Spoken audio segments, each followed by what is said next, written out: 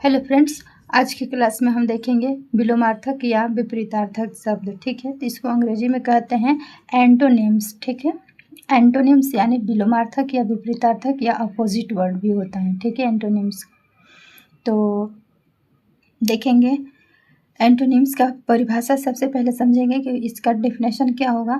तो किसी शब्द के विलोम या उल्टा शब्द, किसी शब्द के विलोम या उल्टा शब्द बतलाने वाले शब्द को विलोमार्थक या विपरीतार्थक शब्द कहते हैं। ठीक है, एक दूसरे के अपोजिट, एक दूसरे के उल्टा बताएगा तो वह शब्द क्या है, विलोमार्थक या विपरीतार्थक या अपोजिट वर्ड है। ठीक है, विलोम शब्द के विलोम शब्द मुख्यतः तीन प्रकार के होते हैं। ठीक है, विलोम शब्द मुख्यतः तीन प्रकार के होते हैं, तो वो देखेंगे कौन कौन सा होते हैं। नंबर का है वे शब्द जो अ, अन, वि, अनु, प्रति, औ, अप आदि अनुकूल प्रतिकूल उपसर्ग जोड़ने से एक दूसरे के विलोम या विपरीत अर्थ देते हैं। ठीक है, क्या क्या शब्द बताएं हम, अ, अन, वि, अनु, प्रति, औ, अप आदि अनुकूल अथवा प्रतिकूल। ठीक है, उपसर्ग जोड़ने से एक दूसरे के विलोम या विपरीतार्थक विपरीत अर्थ देते हैं। जैसे यहाँ एग्जाम्पल समझेंगे तो ये समझ में आ जाएगा। ठीक है, तो जैसे है आदर, आदर के क्या हो जाएगा, अपोजिट अनादर। ठीक है, अनुराग के विराग, आकर्षण के विकर्षण, आस्था के अनास्था, उचित के अनुचित। ठीक है, उपस्थित के अनुपस्थित, एक के अनेक, गुण के अवगुण, ज्ञान के अज्ञान, चल के अचल, पूर्ण के अपूर्ण। ठीक है, अब ख नंबर देखेंगे कि दूसरा रूल कैसे क्या कहता है विपरीतार्थक शब्द बनाने के लिए। तो वे शब्द जो अन्यान्य, अन्यान्य का मतलब होता है क्या, विरोध, विरोध या अभाव। ठीक है, किसी चीज़ का विरोध करेगा या अभाव प्रकट करेगा तो अन्यान्य शब्द वो होता है, अन्यान्य उपसर्ग होता है।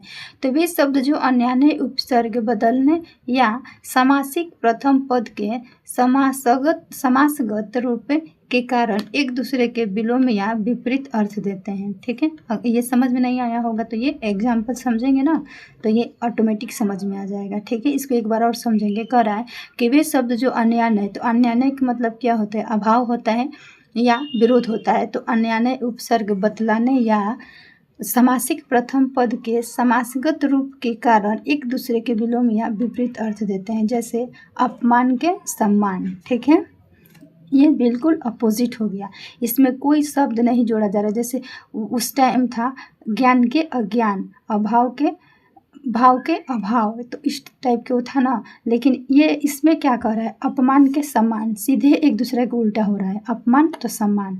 इसमें ये नहीं कि अ जोड़ रहा है चाहे कुछ भी जोड़ रहा है। आदान के प्रदान। ठीक है, आदान के प्रदान, ये एक तरह से क्या है, देखिए उपसर्ग भी है। मान में अप उपसर्ग जोड़ा। ठीक है, मान में सम उपसर्ग जोड़ा।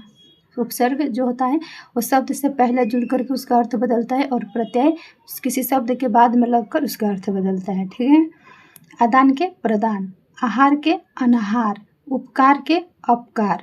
ठीक है, निरर्थक के सार्थक, परतंत्र के स्वतंत्र, प्राचीन के अवार्चीन, सपूत के कपूत, मान के अपमान, यश के अपयश, विधवा के सधवा, संयोग के वियोग, सजीव के निर्जीव, सदाचार के दुराचार, सज्जन के दुर्जन, सबल के निर्बल। ठीक है, अब ग नंबर देखेंगे। अब ग नंबर देखेंगे, वे शब्द जो भिन्न भिन्न शब्द युग्मों में ही एक दूसरे के विलोम या विपरीत अर्थ देते हैं तो उनमें संबंध नहीं होता है। ठीक है, वे शब्द जो भिन्न शब्द युग्मों में, वे शब्द जो भिन्न शब्द युग्मों में ही एक दूसरे के विलोम या विपरीत अर्थ देते हैं तो उनमें संबंध नहीं होता है। ठीक है, जैसे अंत के आदि, इसमें कोई संबंध नहीं है ना, लेकिन ये एक दूसरे के अपोजिट है। अंत के आदि। ठीक है, अंत होता है खत्म होना, आदि होता है प्रारंभ होना, शुरू होना। अंधकार, अंधकार के प्रकाश, अच्छा के बुरा, अधिक के कम, आकाश के पताल, आजाद के गुलाम, उत्तम के अधम, उत्थान के पतन, उतार के चढ़ाव, जन्म के मरण, जल के स्थल झूठ के सच, निकट के दूर, दिन के रात, देव के दानव, नूतन के पुरातन, न्यून के अधिक, पाप के पुण्य, बच्चा के बूढ़ा। ठीक है, विलोम शब्द जब हम बनाएंगे तो एक बात का ध्यान रखेंगे। किस बात का?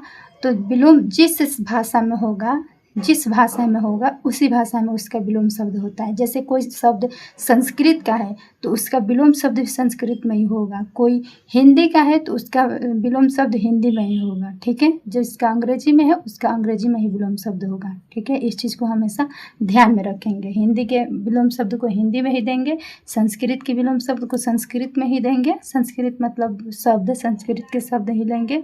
अंग्रेजी है तो अंग्रेजी के, जिस भाषा में विलोम शब्द पूछेगा उसका विलोम उसी भाषा में होगा। ठीक है, तो आज की क्लास में इतना ही। Bye bye, thank you.